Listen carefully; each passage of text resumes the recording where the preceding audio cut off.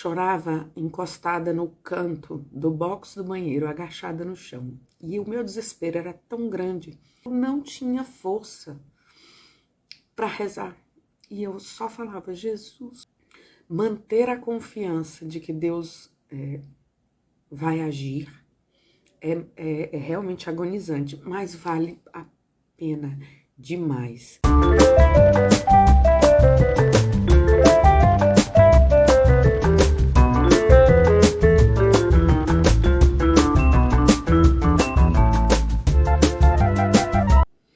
Olá, tudo bem com você?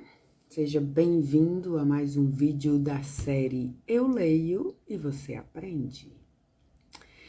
Bem, o livro do momento é o livro chamado O Segredo do Lugar Secreto, do Bob Sorge. Já tem um vídeo dos primeiros capítulos e agora eu vou fazer mais esse vídeo contando os meus novos aprendizados seguindo a leitura. As minhas próximas anotações que eu quero trazer para vocês, ele traz um capítulo falando sobre a obediência, sobre manter-se obediente e disciplinado neste lugar secreto, que é o seu espaço de busca, de contato com o Altíssimo, com a espiritualidade, com a conexão com o Criador. E aí ele traz uma frase de Tiago: sejam praticantes da palavra e não apenas ouvintes, enganando-se a si mesmos. A obediência começa em ouvir. Primeiro nos sentamos e ouvimos, depois nos levantamos e fazemos. Quanto mais próximos de Deus estivermos, mais obedientes deveremos ser. É interessante que ele traz essa perspectiva de ouvir, de ir para esse lugar secreto. Claro que nós iremos lá pedir, clamar, falar das nossas dores, nos colocarmos diante de Deus, mas a importância de parar e nos silenciarmos para que possamos ouvir. E ele também fala que não é todo dia que nós vamos ouvir, não é todo dia que nós vamos ter clareza da comunicação de lá para cá, mas que quando isso acontece é incrivelmente maravilhoso. Depois ele fala sobre o arrependimento. E aí ele diz: anseio muito agradar a Deus e conhecer a sua vontade. Por isso meu espírito pergunta ao meu coração se há algo em mim que eu precise me arrepender. Se eu não quero que exista nada em minha vida que atrapalhe meu relacionamento com Deus, ou seus propósitos para nós. Então, quando a gente faz algo que a gente precisa se arrepender, que a gente cometeu algum pecado, a importância de estar pronto e disposto para se arrepender, para que restabeleça-se o mais rápido possível essa conexão.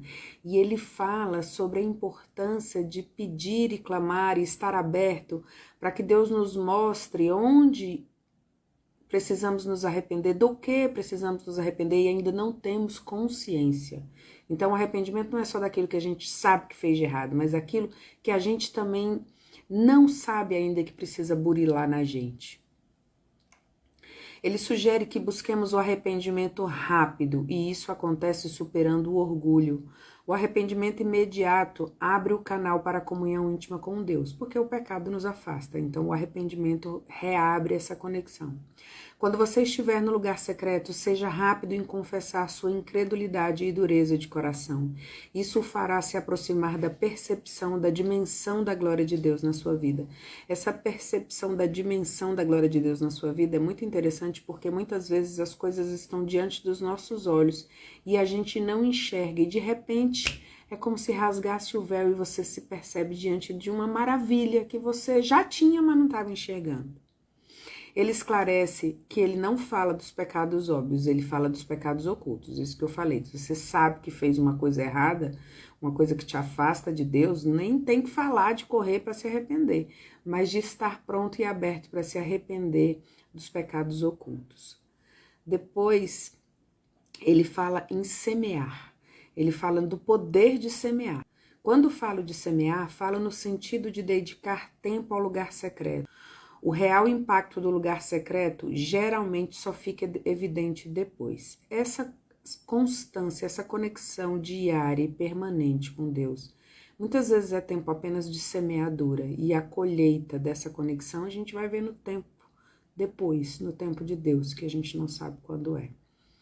O que plantarmos hoje exigirá uma estação inteira de crescimento antes dos resultados serem manifestos. E sob esse aspecto, vem muito forte no meu coração o quanto foi difícil para mim as experiências do auge da depressão da minha filha e do quanto hoje eu sinto essa coisa de estar colhendo o quanto que eu clamei, o quanto que eu pedi, o quanto que eu confiei, o quanto que eu me coloquei aos pés e pedi, meu Deus, eu não consigo, eu preciso da sua ajuda, sozinha eu não sou ninguém. E hoje eu enxergo, eu vivo, experiencio, a frase minha da semana tem sido nem ouvidos nem olhos nunca viram o que de maravilhoso o Senhor tem para aqueles que creem. E hoje eu estou vivendo isso, mas eu precisei de uma estação inteira de choro e ranger de dentes. O meu deserto não foi fácil, mas graças a Deus, hoje eu estou aqui para dar testemunho das maravilhas de Deus na minha vida. Seguindo no livro, ele fala sobre o refúgio. O lugar secreto é um lugar de refúgio. O Espírito Santo nos leva a um lugar de grande paz e conforto espiritual que só inflama nossa alma com uma paixão ainda maior por Jesus. E isso, por sua vez, faz aumentar a ira dos nossos atormentadores. Novos patamares, novos demônios. Achei essa frase incrível. Porque realmente, quanto mais próximo, mais conectado você está de Deus, você tem força, mas você é mais tentado. A quem muito será dado, muito será cobrado. E manter a confiança pode ser agonizante, e nisso eu me recordo. Eu trago meu testemunho para que as pessoas enxerguem, as pessoas que estão agora no deserto, que elas enxerguem que Deus não nos desampara, que eu sou prova viva de que existe um futuro melhor. Então, houve momentos em que eu chorava, não tem como não me emocionar, mas vamos lá, em que eu chorava encostada no canto do box do banheiro, agachada no chão. E o meu desespero era tão grande. Eu me lembro do dia que eu deixei a minha filha internada, acho que pela segunda vez. E que eu cheguei para casa, eu chorei, e eu não tinha força para rezar. E eu só falava, Jesus, Jesus, Jesus, Jesus. Então, manter a confiança de que Deus vai agir é realmente agonizante, mas vale a pena demais. E a dica que eu sempre dou é olhar além das circunstâncias, ativar o olho da fé e se jogar num futuro. Eu me lembro que eu me jogava muito no futuro e via a Mariana num gramado que na minha visão era faculdade. E naquele momento ela já não estudava mais, ela estava internada, ela falava só em morrer. Então, assim, naquelas circunstâncias era um futuro impossível, um futuro inviável, improvável. E eu hoje gravo esse vídeo para vocês no sábado e segunda-feira ela começa as aulas na faculdade. Então, eu sei que é difícil, mas eu também sei que é o único caminho. Se não fosse isso, não seria possível. Seguindo, tomada de decisão. Você tem uma decisão importante a tomar e não tem certeza do que fazer? Corra para o lugar secreto. Porque para Deus não é apenas importante qual decisão você vai tomar, mas que maneira você vai tomar. Isso eu achei incrível. É possível pegar a direção certa em uma bifurcação na estrada da vida e ainda assim estar com o coração distante de Deus. Jesus deseja que você tome decisões a partir da fonte de intimidade com Ele. Então pode até ser que você pegue o lugar certo, mas não necessariamente com essa intimidade. A compreensão é de que, às vezes, mesmo que a gente esteja distante de Deus, a gente também faz acertos, por óbvio. Mas estar com Ele na hora da decisão, ter intimidade com Ele na hora da decisão, no ano passado, no ano retrasado, eu tinha uma decisão muito importante, com reflexos muito fortes na minha vida profissional, e eu não sabia o que fazer. e eu tinha um prazo para decidir. E eu me lembro que eu sonhei que Jesus mandava eu fazer. E era simplesmente a frase, faça. O verbo, eu não vou falar agora, mas o verbo que ele usou era exatamente tipo coma, durma. Era o verbo, era a ação que eu precisava tomar. E eu me lembro que eu falei com meu marido, meu Deus, será que é? Ele falou, uma mensagem mais clara do que essa, você tá querendo o quê? E eu tomei a decisão. E eu tomei a decisão com muita confiança. E as pessoas me perguntam, Cris, o que você pensou? O que você refletiu? Eu falei, gente, eu vou ser sincera, Deus falou comigo, faça, e eu fiz. Eu não sei, eu não conheço, eu não tenho a Cristiane sozinha, humana, cognitiva, não tem informações suficientes para tomar a decisão, por isso até que aquilo me afligia. Mas Deus falou, faça, e eu fiz.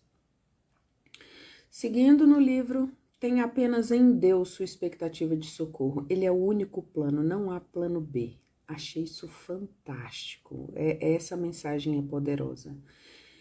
E quando a gente tem em Deus a nossa expectativa de socorro, a gente vê o socorro chegar na manifestação das coisas e das pessoas. Nossa, como eu fui socorrida. Eu me lembro que quando a minha filha internou da última vez, as pessoas que eu contratei para ficar com ela, a Selma, que trabalhava comigo, ia passar o domingo. Nossa, olha, um beijo. Era o único dia de folga que ela trabalhava de faxina, trabalhava na minha casa alguns dias, trabalhava em outras casas. E no domingo, para me render no fim de semana na clínica, porque ela era menor e não podia ficar sozinha, a Selma ia ficar com ela na clínica para eu descansar. O meu pai, minha madrasta, meus irmãos que são padrinhos dela, que eu precisava pagar uma pessoa para ficar com ela 24 horas na clínica, então eu tinha que pagar várias pessoas, porque eu tinha que pagar uma pessoa do dia, eu tinha que pagar uma pessoa da noite, eu tinha que pagar uma pessoa no fim de semana. E eles não falaram assim, você precisa, tipo assim, se você precisar eu te ajudo, se você precisar me chama. Não, eu quero te ajudar, o que você tá precisando agora? Minha mãe ia pra clínica também.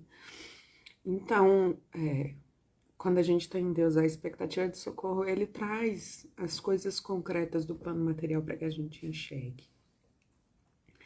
Seguindo o último capítulo do livro de hoje, né, da leitura de hoje, porque eu ainda não cheguei nem na metade do livro ainda. Muitas emoções. Ai, que dor incrível. Acho que hoje eu estou muito sensível, hein? Ai, que dor incrível é essa coisa do jejum. Ele traz essa expectativa do jejum, que é uma coisa até que eu quero implementar com mais frequência. Fiz muito. Ainda não fiz um jejum. Eu quero fazer um jejum de muito fortalecimento da conexão espiritual. E aí ele traz esse ensinamento que ele fala. Que dom incrível é essa coisa de jejum. Esse provavelmente é um dos dons da graça mais subestimado, subempregado e mal compreendido. Não há mérito espiritual no jejum, não se ganha pontos extra com Deus, mas isso renova seu espírito, sensibiliza sua audição e acelera o ritmo do fluxo divino através da sua vida.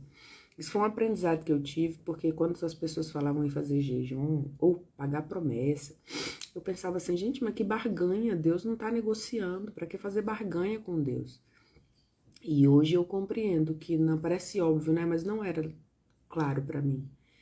Hoje eu compreendo que não é para ele não precisa, é para mim, é para que eu renove meu espírito, é para que eu fique mais ativa, é para que eu fique mais atenta, é para mim, é para minha melhora. Deus não precisa que eu faça nada, mas eu preciso muito de Deus. Então,